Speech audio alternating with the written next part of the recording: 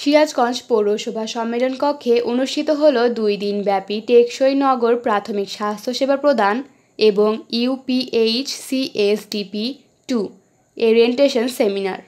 সিরাজগঞ্জ প্রতিনিধি শাহ আলমের প্রতিবেদনে।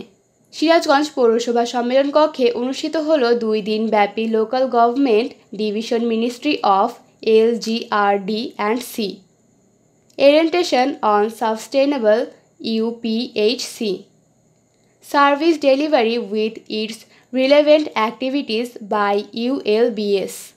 Own Management in Sirazganj under UPHCSDP-11. Sirajganj পৌরসভার সুযোগ্য প্রশাসক জনাব মোহাম্মদ কামরুল ইসলাম মহোদয়ের সভাপতিত্বে প্রধান অতিথি হিসেবে উপস্থিত ছিলেন Khandakar Mohammad Nazmul Huda Shamim, joint secretary project director UPHCSDP-11। বিশেষ অতিথি হিসেবে উপস্থিত ছিলেন জনাব মোহাম্মদ নুরুল হুদা, ডেপুটি সেক্রেটারি, ডাক্তার Mohammad Nurul Amin, civil surgeon Sirajganj, Mohammad Raihanul Islam, deputy director family planning Sirajganj.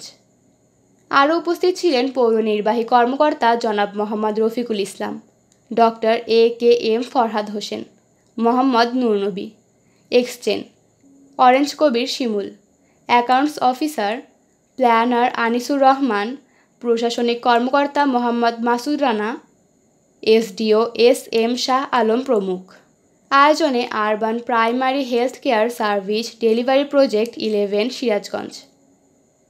অনুষ্ঠানের প্রধান অতিথি বক্তব্যে বলেন, জনগণ ডেলিভারি, আল্ট্রাসোনোগ্রাম সহ জটিল রোগের চিকিৎসার জন্য শহরের বিভিন্ন ক্লিনিকে ভর্তি হয়ে আর্থিকভাবে ক্ষতিগ্রস্ত হচ্ছেন, কিন্তু পৌরসভার আন্ডারে যে urban primary health care centre আছে সেখানে স্বল্প মূল্যে ভালো চিকিৎসা পাওয়া যায়।